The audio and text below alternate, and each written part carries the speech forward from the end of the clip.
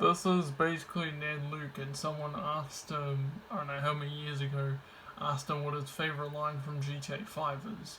So let's check it out. What is my favorite line? You get 1,000 things every day, pal. How about you make sure this is one of them? It's not my favorite line. Oh. I hated that line. I didn't want to do that line. I didn't want to do it that way. It's the one line that they That's one of my favorite lines. As was written. My favorite line? There's too many of them. You forget 1,000 things every day, pal. How about you make sure there's one of them? I'm going to count, but I'll tell you what one I like a lot. In Trevor's trailer with Mrs. Madrazo, right? When they fall in love, I'm like, yes, I hear Stockholm Syndrome. Very nice this time. I thought that was funny.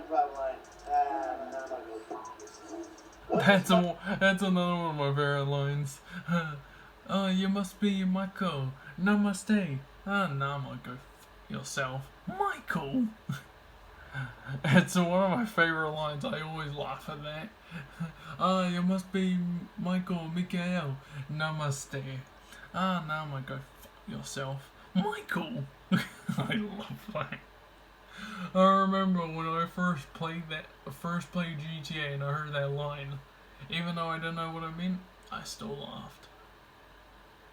You know, Ned Luke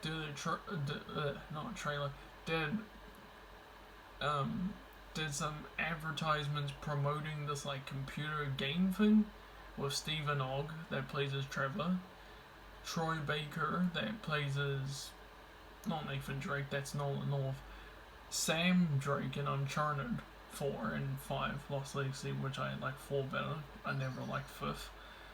And also with I always get his name wrong. It's I forgot Roger Clark, I think that's his name is. He plays as Arthur Morgan in Red Dead Redemption 2, which one of my favorite games and one of my favorite characters. I think that's how you say his name.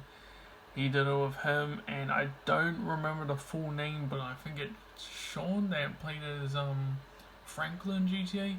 Anyways, he did one of the advertisements for the computer game thing.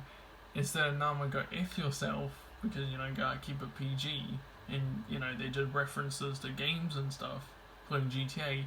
In the Franklin one, he said, well, Nama, go find yourself, while doing a yoga pose. And I was like, well, we know one thing, Michael hated yoga.